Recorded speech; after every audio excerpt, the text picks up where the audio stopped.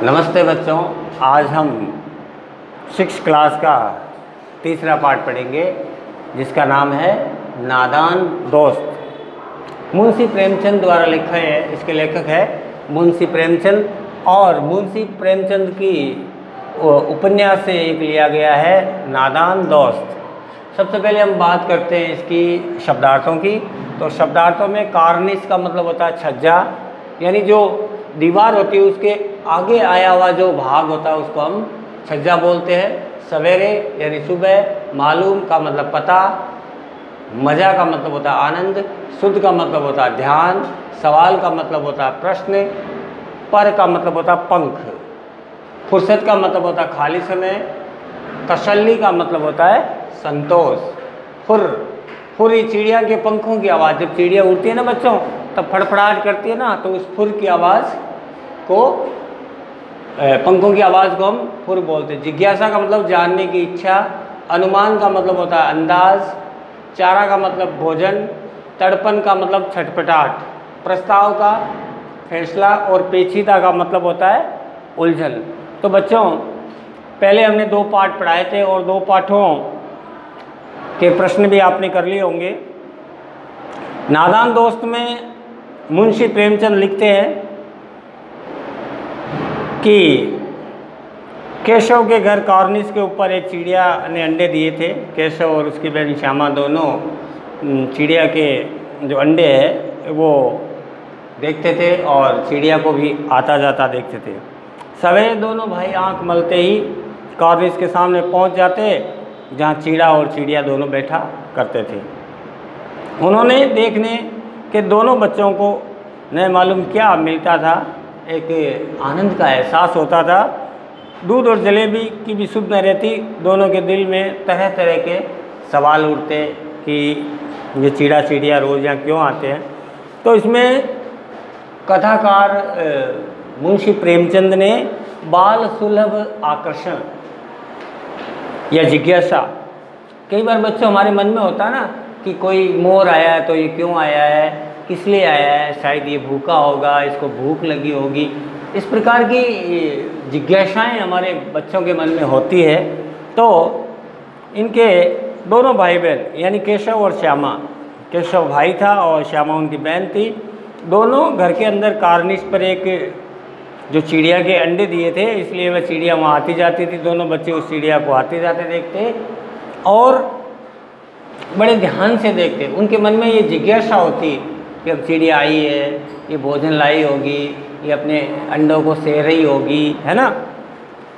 तो जिस प्रकार पति पत्नी अपने बच्चों की परवरिश करते हैं, उसी प्रकार बच्चों पशु पक्षी भी अपने अपने बच्चों की तहे दिल से परवरिश करते हैं। दोनों सुबह उठते ही सबसे पहले आंख मलते और कार्निस के पास जाकर बैठ जाते और आती जाती चिड़ा और चिड़िया को वो देखते थे। चिड़ा चिड़िया को देख करके दोनों के मन में कई प्रकार के सवाल उठते। इस चक्कर में उन दोनों बच्चों को दूध और जलेबी का मनपसंद नाश्ता का भी ध्यान नहीं आता था। इन चिड़ियों और चिड़ा को देखने से उनको ये इतना क्या पता चलता था ये तो मालूम नहीं, लेकिन उनको अंदर अंदर मज़ा बहुत आता था। यानी बच्चे अपने खाने पीने को भी भूल जाते थे। अंडे कितने बड़े होंगे, किस रंग के होंगे, कितने होंगे, क्या खाते होंगे, इनमें से बच्चे किस तरह निकलेंगे, हैं बच्चों के छोटे छोटे बच्चों के पर यानी पंख निकलेंगे, घोंसला कैसा होगा, क्योंकि वो थोड़ा ऊंचा था ना। तो आते जाते चिड़ियों को देखते थे, लेकिन उनके मन में कई जिज्ञासा भरे सवाल होते थे। दोनों बच्चे आपस में सवाल जवाब करते और अपनी मन को तसल्ली देते। कई बार क्या होता है बच्चे बड़ों को पूछ नहीं पाते, उनके मन में ही जिज्ञासा है, क्योंकि हो सकता है आप किसी अलग मूड में आपके घर वाले और आप उनसे सवाल पूछो वो आपको झिड़क दे। तो बच्चे इस डर से पूछते भी नहीं थे, लेकिन वो अपने हिसाब से देखते रहते थे। केशव और श्यामा के घर में एक चिड़िया ने जो अंडे दिए थे, वो बच्चों को क्या कि उनके घोंसलों के विषय में जानकारी लेनी थी, परंतु वह कहीं भी जानकारी उन्हें नहीं मिल पा रही थी।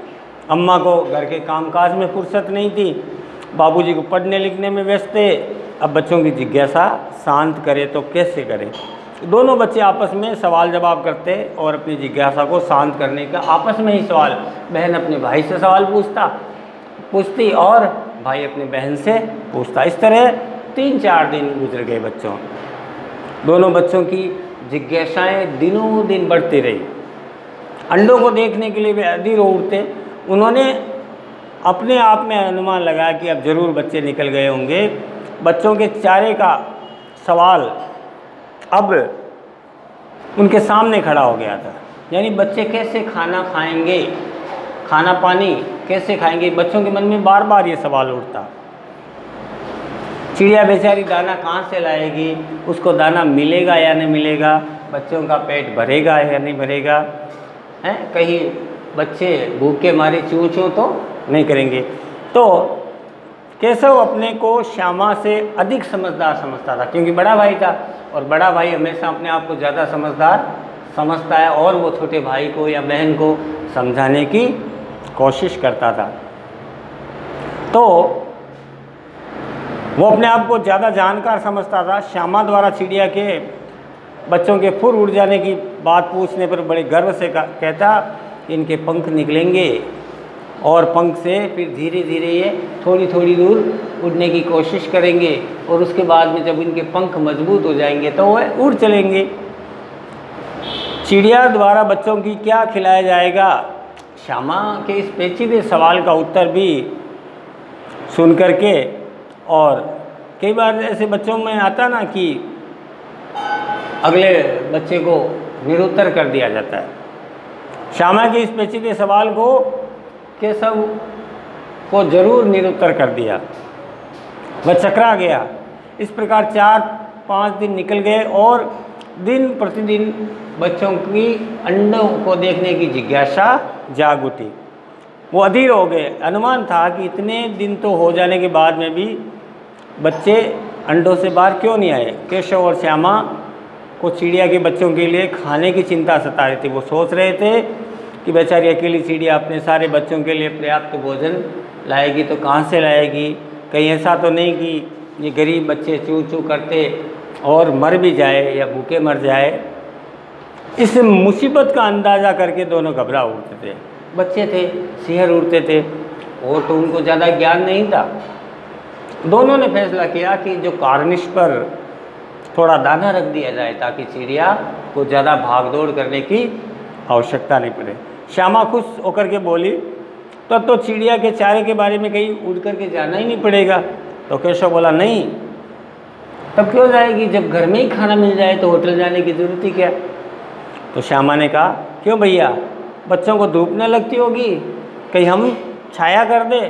केशव का ध्यान इस तकलीफ़ की ओर पहले नहीं गया था, लेकिन बहन के कहने पर वो ऐसा बोला कि ज़रूर तकलीफ़ तो हो रही होगी, बेचारी प्यास के मारे तड़प रही होगी, ऊपर छाया भी तो नहीं होगी। तो इस प्रकार बच्चे आपस में ऐसी बात कर रहे थे। तो दोनों बच्चे बड़े चाव से काम करने लगे। यानी बच्चों का काम या तो पशु पक्षियों का होता है, तो चिड़िया और चिड़े के बारे में वो सोच सोच के परेशान थे, क्योंकि बच्चे नादान होते हैं और बच्चों के मन में पशु पक्षी के प्रति, पेड़ों के प्रति दया बहुत होती है। तो दोनों बच्चे बड़े चाव से काम करते थे। श्यामा माँ की आँख को बचा करके मटके में से एक मुट्ठी चावल लेके आ गई और केशव ने पत्थर की प्याली का एक तेल चुपके से ज़मीन पर गिरा दिया और उसे साफ करके उसमें पानी भर करके रख दिया। अब चांदनी के लिए कपड़ा कहाँ से लाए। चांदनी कहते ऊपर जो कपड़ा डाल करके हम किसी छाया वगैरह, शादी ब्याह में वो जो ऊपर कपड़ा लगाते ना टेंट हाउस वाला, उसको हम चांदनी बोलते हैं। तो चांदनी के लिए कपड़ा कहाँ से लाए, इनके सामने समस्या होगी, क्योंकि मम्मी पापा से छुप करके ये काम करना था। फिर बड़े इधर उधर देखने लगे। ऊपर उन्होंने छड़ियों का कपड़ा ठहरेगा कैसा और छड़िया खड़ी कैसे रहेगी, केवल इसी उधेड़ बूंद में दोनों भाई बहन लगे थे कि किस प्रकार हम कपड़ा लाएंगे, छड़ियाँ यानी लाठियाँ लगा करके उसको किस प्रकार से पैक करेंगे। और अंत में केशव ने इस समस्या का समाधान निकाल दिया। श्यामा ने जाकर पूछा, जाकर कूड़े वाली टोकरी उठा ला, अम्मा जी को मत बताना। श्यामा कहती, वो तो बीच में ही फटी हुई है, उसमें न धूप जाएगी न और कुछ। तो केशव ने झुंझला कहा, तू टोकरी तो ला, मैं उसका सुराग बंद करने की कोई हिमाकत निकालूंगा। श्यामा दौड़ कर टोकरी लाई। केशव ने उसके सुराग में थोड़ा सा कागज़ ठूस दिया और अब टोकरी को एक टहनी से टिका करके देख रहे थे, जैसे कि घोंसले को आड़ मिले या नहीं मिले, धूप कैसे आएगी। श्यामा के दिल ने सोचा, भैया कितना चालाक है, हर चीज़ का उसके पास में उत्तर है या साधन है। तो बच्चों वो तब तक उसकी छाया का प्रबंध करें। तो आज हम यही पाठ यही समाप्त करेंगे। इस पाठ का अगला भाग हम आगे के वीडियो में आपको बताएंगे। आज हम आपके इसके छोटे छोटे कुछ इंटरटेनिंग प्रश्न, जो आपकी को छोटे छोटे प्रश्न होंगे जो आपको करने हैं, और ये प्रश्न एक तरह से मौखिक के रूप में होते हैं, लेकिन आपको ये करने हैं। पहला प्रश्न है आज जो SW में आपको करना है वो प्रश्न देखिए। प्रश्न नंबर 1 है, चिड़िया के अंडों का आकार कौन जानता था, या कौन जानना चाहते थे? उत्तर में क्या लिखोगे बच्चों? उत्तर में लिखना है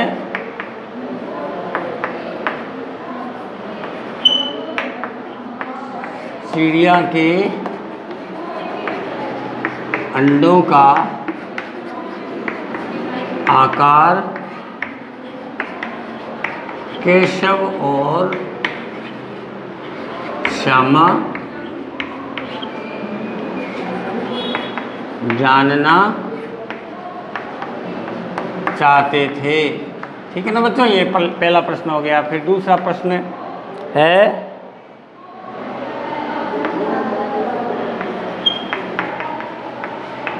घोंसला किसका था? बताओ। देखिए, हाँ बिल्कुल सही बताया आपने। घोंसला चीड़ा और चिड़िया का था। चीड़ा और चिड़िया का था।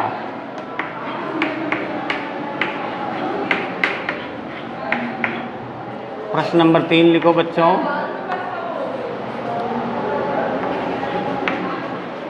अम्मा और बाबूजी को किससे फुर्सत न थी? इसका उत्तर लिखो। अम्मा को घर के कामकाज और पिताजी को पढ़ने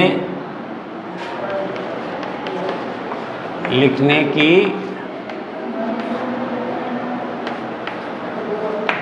फुर्सत न थी। अगला प्रश्न नंबर 4 बच्चों लिखिए। प्रश्न नंबर 4 में है, बच्चे अपने मन को किस प्रकार समझा लेते थे?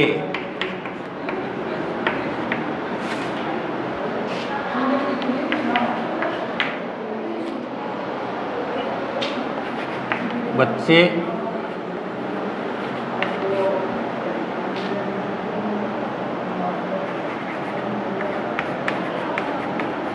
आपस में सवाल जवाब